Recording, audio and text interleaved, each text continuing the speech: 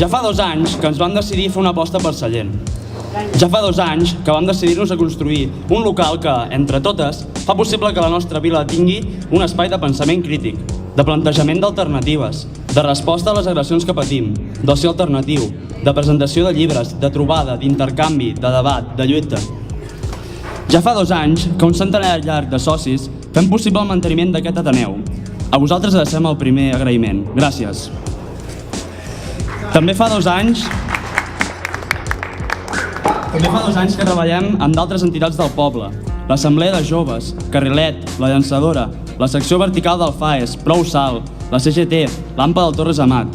I volem que siguin encara moltes més. Gràcies, per tant, a aquelles entitats que heu cregut que el Rocaus pot ser un aliat pels vostres somnis. Gràcies també a aquelles persones que sempre hi són per donar un cop de mà, per obrir l'Ateneu, per fer els dinars populars, per mantenir viu l'espai. Gràcies.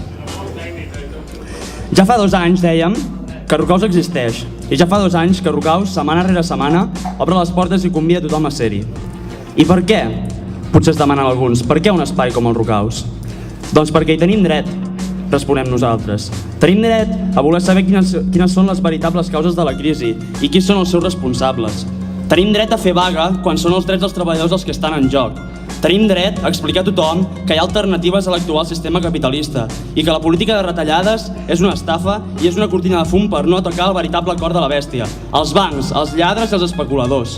Tenim dret a reivindicar la llengua i la nació completa. Tenim dret a recordar i homenatjar els maquis dels lluitadors antifranquistes. Tenim dret a trobar-nos en un espai que hem construït nosaltres i que volem que sigui lliure i crític. Tenim dret a denunciar la política repressiva de Felip Puig i les impunitats policials i les càrregues indiscriminades contra manifestants. Tenim dret a ser antiracistes i antifeixistes i a no voler que les idees autoritàries excloents contaminin els nostres somnis. Tenim dret a voler un món millor, a reivindicar més justícia social i a ser solidaris amb les lluites revolucionàries d'arreu del món.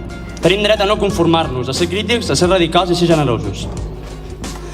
En un moment en què la gent perdem la feina, tenim cada cop més amics, coneguts i familiars a l'atur, que hi ha famílies que perden la casa, que hi ha gent exclosa de l'atenció sanitària, que la cultura serà cada cop més un luxe i que l'educació pública està en perill, en un moment en què les primes de risc, els mercats i les agències de qualificació comanden les nostres vides, en un moment de desfet dels serveis públics, de renúncia de la classe política a plantar cara, nosaltres plantem cara. Plantem cara perquè no hi ha alternativa.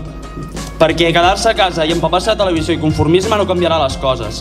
Plantem cara perquè només les persones que lluiten cada dia són les imprescindibles. Plantem cara perquè hi tenim dret, perquè també ho van fer els nostres avis i els nostres àvies, i perquè a elles els dediquem la nostra lluita i a elles els dedicarem la nostra victòria.